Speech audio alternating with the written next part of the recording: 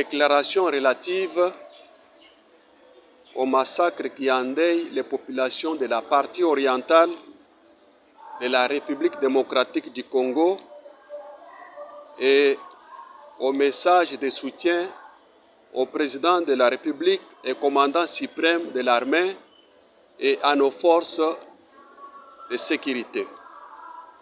Chers compatriotes, notre pays, la République démocratique du Congo, dans ses frontières telles que tracées en 1885 et conformément aux articles 1er et 5e de la Constitution du 18 février 2006, telle que modifiée à ce jour, est sans doute un État indépendant et souverain. Et depuis plus de 2 décennies, la souveraineté et l'indépendance de la RDC sont mises à mal et presque prises en otage par un groupe qui a juré de procéder par la déstabilisation de ces institutions en général, et particulièrement celle de la partie orientale caractérisée par des tueries et des déplacements massifs des populations qui sont forcées sans leur vouloir à vivre loin de leurs habitats ou centres de leur intérêt. Nous pouvons citer à titre d'exemple nos populations du territoire de Bunagana qui, par la présente déclaration, trouvent notre très sincère compassion.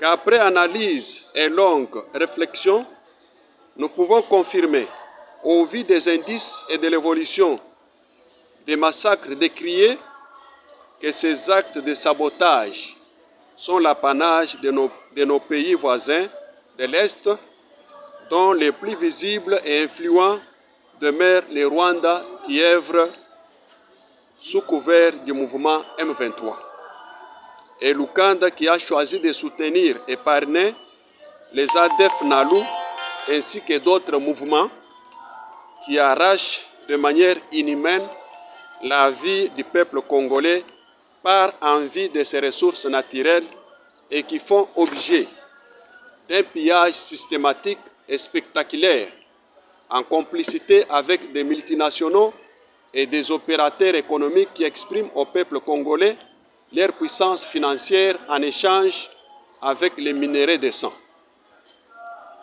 Que ce qui est inquiétant et à la fois étonnant est le silence choisi par l'Union africaine, l'inaction de la communauté internationale, la passivité et la réaction de l'ONU via son secrétaire général qui a choqué tous les Congolais et autres peuples conscients du monde lors de sa dernière sortie médiatique en déclarant, nous citons, « Le M23 a des armes plus sophistiquées que celles détenues par les Nations Unies. » Quant à la question de savoir d'où proviennent ces fameuses armes sophistiquées, la réponse, je ne sais pas, mais ça vient de quelque part. Cela s'appelle la diversion et sans peur d'être contredit, une complicité au plus haut degré justifiant en clair la balkanisation de notre pays.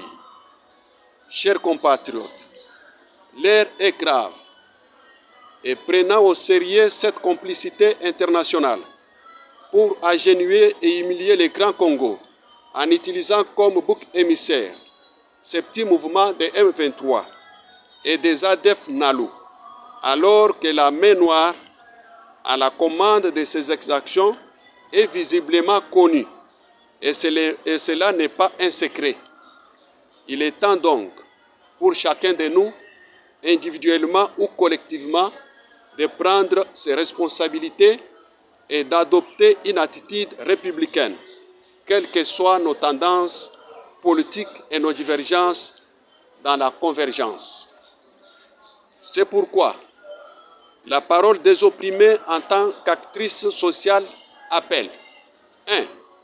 Le peuple congolais de soutenir et d'appuyer les chefs de l'État et commandant suprême de l'armée, les FARDC ainsi que tous les animateurs des institutions de la République et c'est dans un élan de patriotisme et d'éveil de conscience collective pour la sauvegarde de la patrie et de l'intégrité territoriale.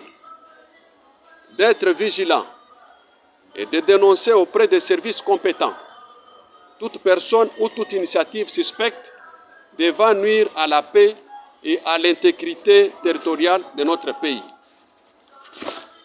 2. Les autorités politico-administratives de continuer avec plus de rigueur à persévérer, à préserver les acquis du mini-sommet de Luanda, mais dans l'autodéfense préalable de l'intégrité territoriale de l'État et la protection de ses institutions. De déceler ou de détecter les personnalités de nationalité douteuses, voire de celles congolaises, se trouvant dans les institutions nationales, provinciales et locales, qui sont des mèches avec les réseaux des ennemis de la patrie et du peuple congolais. De revisiter sans atermoiement les listes des éléments brassés, mixés ou intégrés depuis le régime AFDEL dans les FARDC, police, services de sécurité, services étatiques et ceux qui sont dans les entreprises publiques, puisque ces éléments suspects donnent les champs libres aux ennemis de la République lors des opérations militaires. De réduire les trains de vie des animateurs des institutions et de doubler, voire tripler, le budget à allouer à l'armée et aux services de sécurité et de renseignement, afin de mettre ceux qui y sont dans de bonnes conditions de vie et de travail, attirant ainsi les jeunes à rejoindre ces dits services car rendus viables et compétitifs. De procéder avant les prochaines élections à l'identification de la population civile pour s'assurer d'une part de celle qui est composée des Congolais et d'autre part de celle composée des étrangers. 3. Les autorités militaires, policières et sécuritaires de défendre et protéger sans faille la patrie et l'intégrité territoriale pour la restauration totale de la sécurité et de la paix, même jusqu'à sacrifice suprême. De retenir que la République démocratique du Congo est l'héritage nous légué par nos ancêtres et le seul patrimoine que Dieu nous a donné. En conséquence, aucun régime d'un pays africain ou occidental n'a le droit de nous imposer la balkanisation de notre pays en ce 21e siècle. 4. Le peuple africain d'être solidaire et soudé, de bannir la division et veiller pour que les dirigeants de nos pays ne soient pas au service de certaines puissances occidentales qui veulent nous maintenir dans la colonisation permanente au plan politique, économique, social et culturel. 5. La communauté internationale de retenir et d'intérioriser que la République démocratique du Congo est un État indépendant et souverain. Donc, elle n'est pas à balkaniser. En conséquence, son intégrité territoriale n'est pas à négocier. Sa puissance a entamé son affaiblissement du fait que son masque d'hypocrisie est tombé. ACAR opérant présentement à ciel ouvert par ses différents soutiens financiers et logistiques à ceux qu'elle utilise pour accroître en permanence la RDC et au même moment la maintenir à un embargo d'achat d'armes pour sa défense. Que vive le peuple africain uni et solidaire. Que vive la République démocratique du Congo unie, forte et prospère. Que vive le peuple congolais pour l'amour de son pays, la RDC.